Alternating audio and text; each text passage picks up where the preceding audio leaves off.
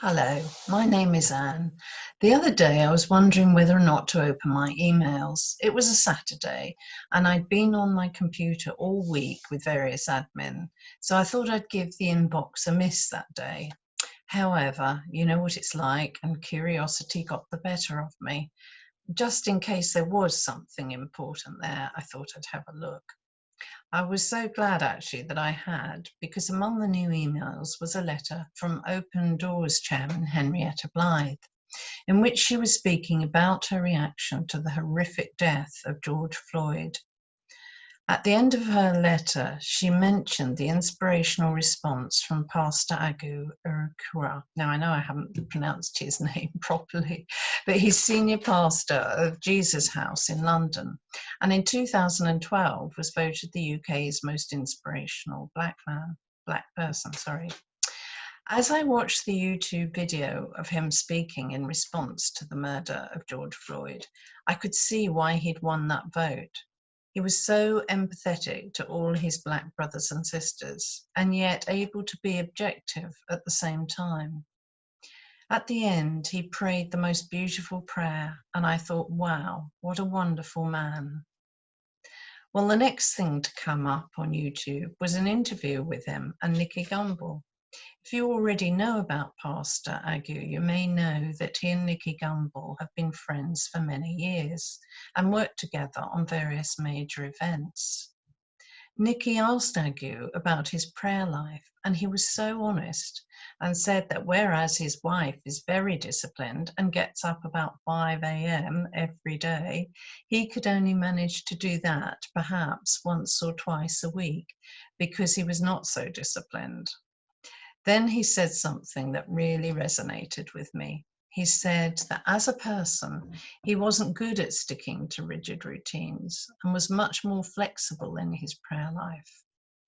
Now, Agu is so obviously a man of prayer, talking elsewhere about often praying for 2 hours at a time. And yet here he was telling Nicky that he didn't have a set pattern for his time with the Lord.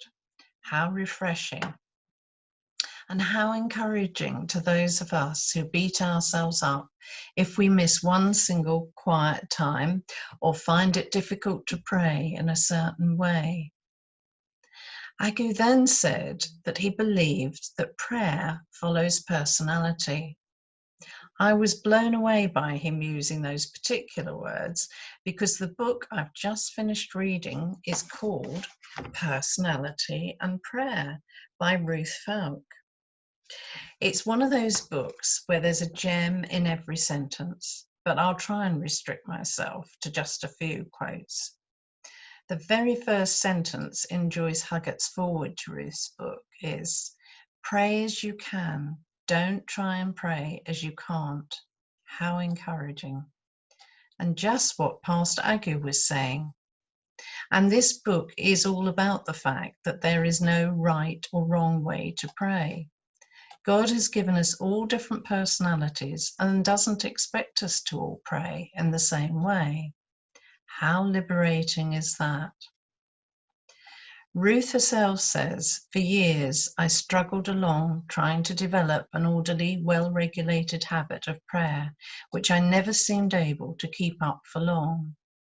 She says she was once given a model of prayer, but still struggled. And then she realized that the fault wasn't in the model, but in the fact that it had been presented to her as the only way to pray. She writes, "If it had been presented as one excellent way among several useful approaches, then I would perhaps have felt less of a failure." And she goes on, "Since then, I have discovered that many other people suffer years of unnecessary guilt because they seldom manage to pray in the way that they've been taught is the right way to pray." I found this so encouraging. We can all fall into the trap of thinking that God is judging how we pray to him, that there is a right way and a wrong way, and if we pray the wrong way, he just won't hear us.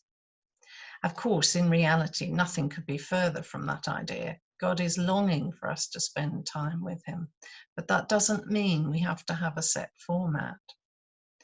I personally find Ruth's statement that prayer is a love affair with God and not schemes or techniques very helpful.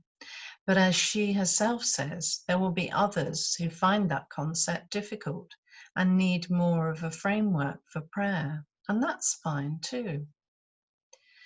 We can be very thankful that at the Free we're encouraged to explore different ways to pray. For example, I personally find it very helpful that more silence has been introduced and encouraged in our corporate times of prayer.